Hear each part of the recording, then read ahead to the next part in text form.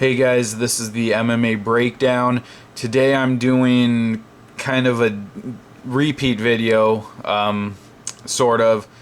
I'm going to do predictions for UFC Fight Night Saskatoon, Holloway versus Oliveira, but I already did a full predictions video for this card. One bout changed though. The Eric Silva versus Rick Story fight is now Silva versus Magny. So I'm going to very quickly run through the card, just repeat my predictions and explain them very briefly, and then when we get to the Magny Silva fight, I'll give my full in-depth thoughts on that. But what I'm showing you right now is my pick record and ranking on UFC Fantasy. And this is something I'm just going to do every video from now on at the start. Just show you my overall ranking so you can follow my progression week or event to event. See how my ranking changed, and I'll just show you my picks for the last fight card. So right now I am 777 overall. Level 19, head and arm is my username. But yeah, 777 overall, 197 out of 321. Last year I finished in the top 230. I was like 220 something. They clear your stats, so you know, that's unfortunate. I didn't get it on camera. But I do have the top 500 trophy from last year, but I did finish in the top 230.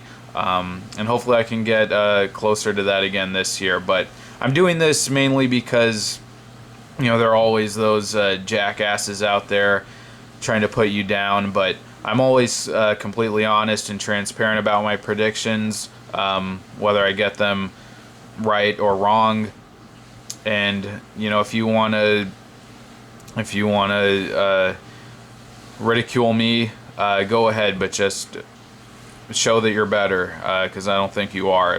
If you are the kind of person that is rude and is gonna you know, come on my videos and say, why am I predicting fights? That's why, because I'm one of the top 1,000 in the world right now. And I'll quickly just scroll through the individual fights from the last card. Teixeira versus St. Preux. It was 10 out of 13, I think, for this event. But yeah, I'm just going to do that real quickly at the start of each video from now on. But let's get to the predictions now.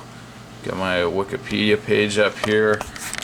Alright. Turn the camera around. Okay, let's get right into this, and I'm going to try to keep it very brief because I already did a full video for this card.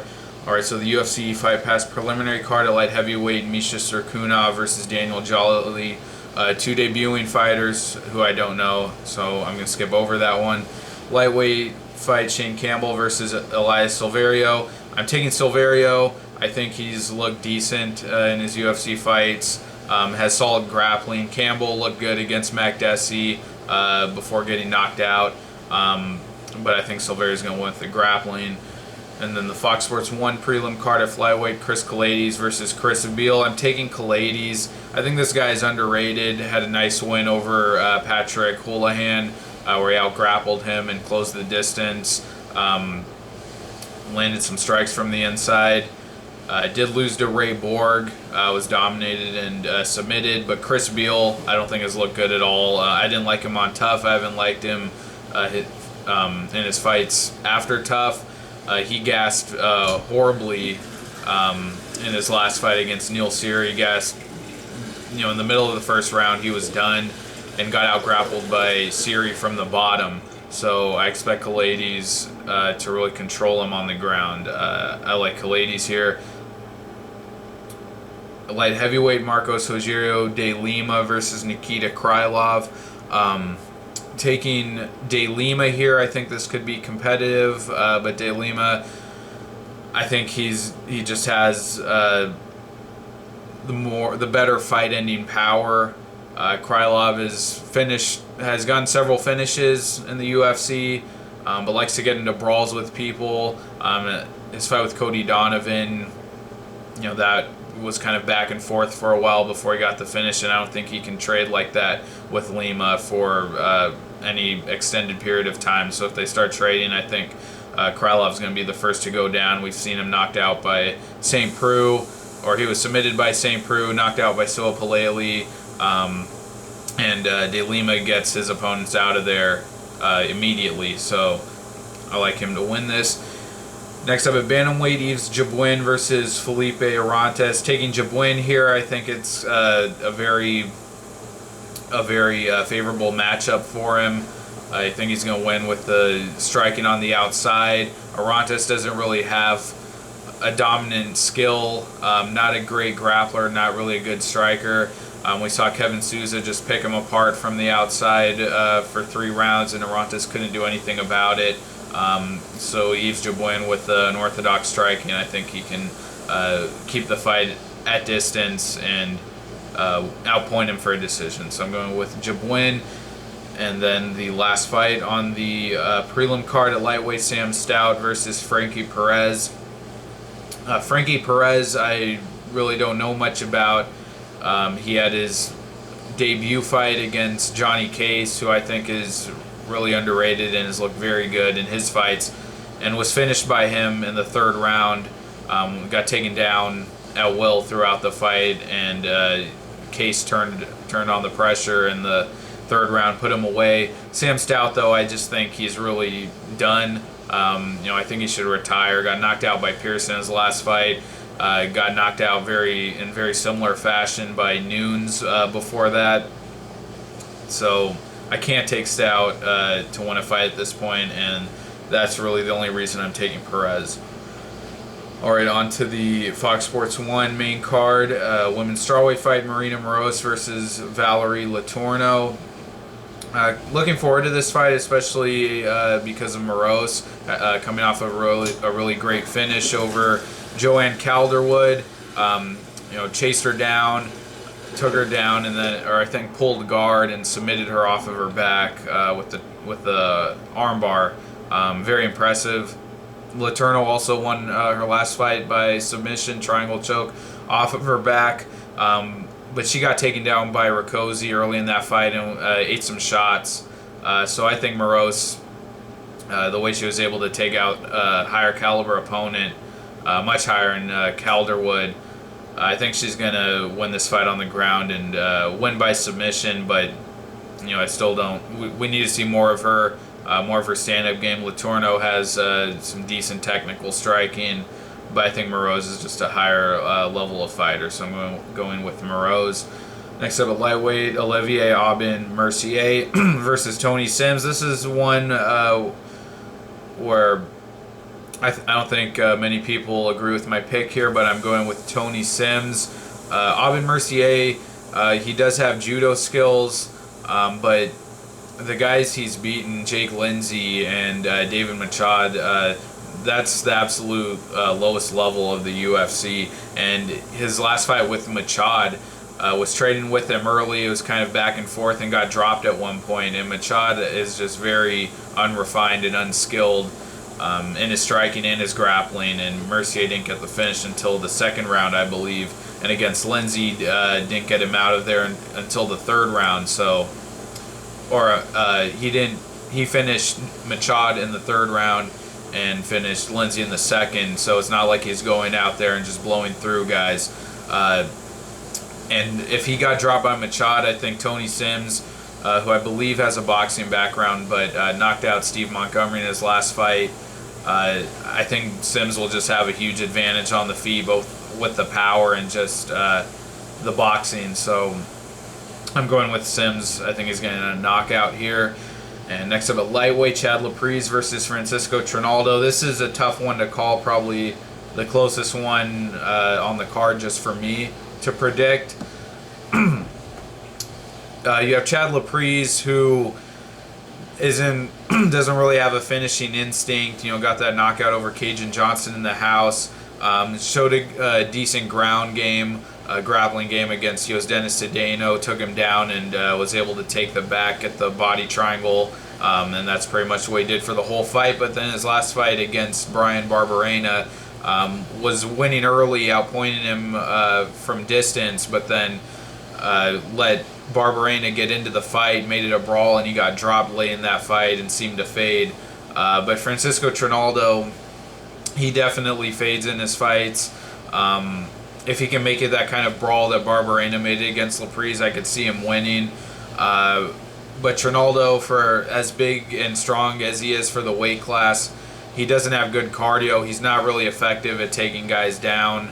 And his striking, while I think he has a power advantage and can put pressure on Laprise, I think Laprise has a big advantage with the technical striking from distance. I think he's going to keep Trinaldo at bay and cruise to a decision here. So I'm taking Laprise.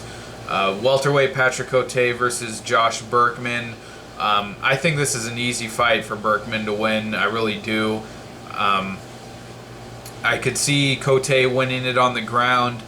Burkman got a little too careless grappling with Steve Carl in WSOF, and he got submitted in that fight after almost submitting Carl. But on the feet, Burkman has proven to have big power. Knocked out Aaron Simpson, knocked down John Fitch. Even his last fight against Dong Kyun Kim, eventually got submitted. Didn't really have an answer for the ground game, but anytime he chose to came forward and explode, he had Kim on the ropes, wobbled and hurt. So Cote, at this stage of his career, definitely past his prime and, not the athlete he once was. I have to go with Burkman. I think he's going to connect on the chin and put him out. So Burkman by knockout. And now the main event, or the co-main event, and the main reason why I'm doing this video, the new matchup at welterweight, Neil Magny versus Eric Silva. I was really looking forward to the original matchup, Eric Silva versus Rick Story. But this is a really good fight, I think, and a really good short notice fight for Magny coming off of that loss to Maya. It always kind of strikes me as strange when there's a fight that needs a short notice replacement. They usually go with the loser of a fight to fill in instead of the winner. That's what it seems like to me. It seems to happen on many occasions. But Damian Maia, I thought he could have gone this fight. He was on the big win streak. Probably didn't make sense to fight Silva, who's not as highly ranked as. I don't think he was as high. Well, maybe he was ranked above Magny. I have no idea actually, but kind of makes sense that Maia didn't take it. I would just like to see winners get the opportunity to fight on a quick turnaround more often than the losers do. But a good opportunity for redemption for Magny, but I actually like Magny to win this fight. Now I think a lot of people are going to feel that Magny was really exposed on the ground against Maia, and actually saw that coming because that's always been his big Achilles heel, going back to the Sergio Moraes fight years ago, where he was just dominated on the ground and got easily submitted. And even in the Rogerio de Lima fight, got stuck in a mounted triangle and had to fight that off for the entire first round. And even against Alex Garcia, struggled on the ground and was taken down by Seth Baczynski and outgrappled there in that fight. That was always his big weakness. And Eric Silva, a very talented submission guy. I think a lot of people are going to feel like Silva will have the big advantage there on the ground, but Silva's not the technician that Damian Maia is. Silva really goes for the kill. He goes straight for the submission. He's not the kind of guy that's going to set Magny up, really take his time and work him over like Maia did. So I don't see Silva really doing that. And because he's very aggressive and likes to go for the fight-ending hold right away once it hits the ground, I think that will give Magny an opportunity to defend and scramble and take the back. We saw in his last fight against, or not his last fight, but the fight before the Maia fight against Hyun-Gyu Lim, his back control is just stellar, and then his ground and pound from back mount, it doesn't look that violent, but he finished the fight with it, and he's just relentless with it. He's like a machine once he takes the back with his ground and pound. So I think Magny, if Silva, really tries to take him down and make this a grappling match, I think Magny, I do think he can grapple with Silva, and we can see him. He can take the back. People have defended against Silva's submissions before when they were in deep. John Fitch, Matt Brown, after being hurt in the body, survived him having his back for that first round. So I think Magny's good enough there to grapple with Silva. Now on the feet, Silva does have power. He's also been caught before. Dong Hyun Kim put him out. And he got a knockout in his UFC debut. Since then, all of his wins have mostly come by submission, other than the TKO over Takanori Sato, which is pretty much irrelevant. So I don't really know how his striking's gonna stack up against the higher tier guys. I think Magny is crafty and defensive enough on the feet, has good enough movement to avoid the power by Silva. And even in the Josh Koscheck fight, we saw a really limited striker, and Koscheck pressure him, push him up, or close the distance and walk him back into the fence. I think Magny's good enough to avoid the storm by Silva early, and I think he's going to start working that jab. He's a really good rangy striker. I think he's going to outpoint him in the later rounds and possibly take him down. I think Silva could begin to fade because Magny pushes a high pace, and we've seen Silva break before against Matt Brown and John Fitch. So I like Magny to win this fight. I think he's going to win a decision. I think there was another point I was going to make about Silva. Yeah, I don't know. But I'm taking Magny to win a decision here. All right, and then the main event at featherweight, Max Holloway versus Charles Oliveira. A really great fight, but I favor Holloway here. I just think he has a huge striking advantage.